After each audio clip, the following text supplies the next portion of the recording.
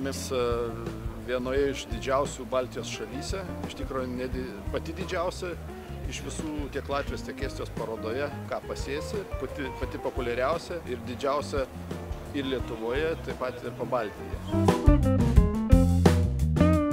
Regione dabar, sakykime, toks lyderis. Latvija atvažiuoja, tai čia pasižiūrėti. Aišku, gerai, čia pasiekimas universitetui pliusas didžiausias, reklama ir taip toliau. Nes, per tą parodą ir universitetą pažįstas. Be abejo, nėra lengva atvežti visą techniką, norėjus juos atvežti daugiau, atvežėm, atrinkom gal tą, kas galvojam šiai dienai svarbiausia ir įdomiausia Lietuvos ūkininkam.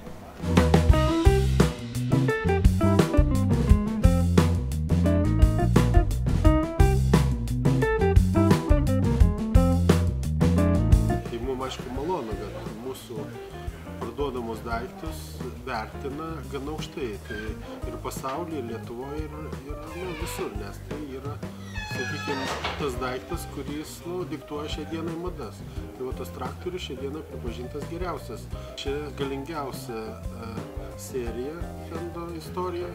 Tokių traktorių niekada Fendas ir kiti gamintojai, kad ratinis traktorius būtų 500 arklių niekada nebūdavo, nes nebuvo tokio poreikio. Tai poreikis atsiranda dėl to, kad stambėja ūkiai, kad kuo mažiau žmonių dirbtų, kuo mažiau sąnaudų pasiekti tą rezultatą. Tai ta prasme gaunasi pigesnis, ar grūdo tona, ar pieno tona ir taip toliau.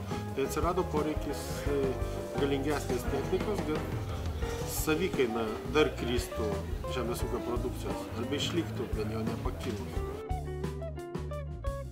Mes turim ekspoziciją jau stabiliai iš metų į metus pastovaus ploto 800 kvadratinių metrų. Išsiplėtimų be abejo galimybių čia nėra, nes labai daug dalyvių ir visi labai to ploto reikalauja. Tai viską išsidėliojam tame plote, turim namelį 100 kvadratinių metrų, kur pasiryžę klientą priimti, parodyti, sušildyti, viską papasakoti ir taip 3 dienas iš eilės.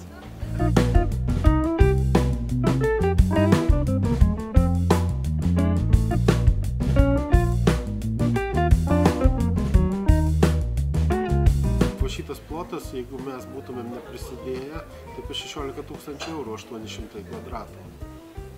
Bet mes čia esame investavę, tai mes šią dieną mokam čia tik tai už saugojimą ir taip toliau, nes šitas, kur plotas čia padarytas, tai už mūsų pinigus.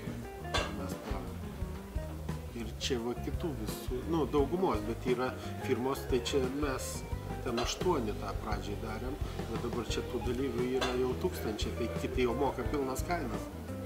Čia dabar irgi su rektorium prašnekėjom, vėl jie nori plėstis, tai gal investuosim, sakėm, susitinkam, pasiskaičiuojam, šitą vėl nori tą parodą dar plėsti. Dabar norėtų dar paviljonų pasistatyti, ten yra 3 dabar pastatyti, 2 šiemet pastatė, ne šiemet, praeitais metais. Ir ten vienas paviljonas yra pastatytas kaip artojų varžybos. Tai jau yra dalis jau po stogu. Šiltoje aplinkoje statė techniką ir taip toliau. Norėtumėm, aišku, ir mes jau. Ir čia daugiau norėtų, tai gal bus toks variantas, kad kitiem metam ir pastatysim dar paviljonų.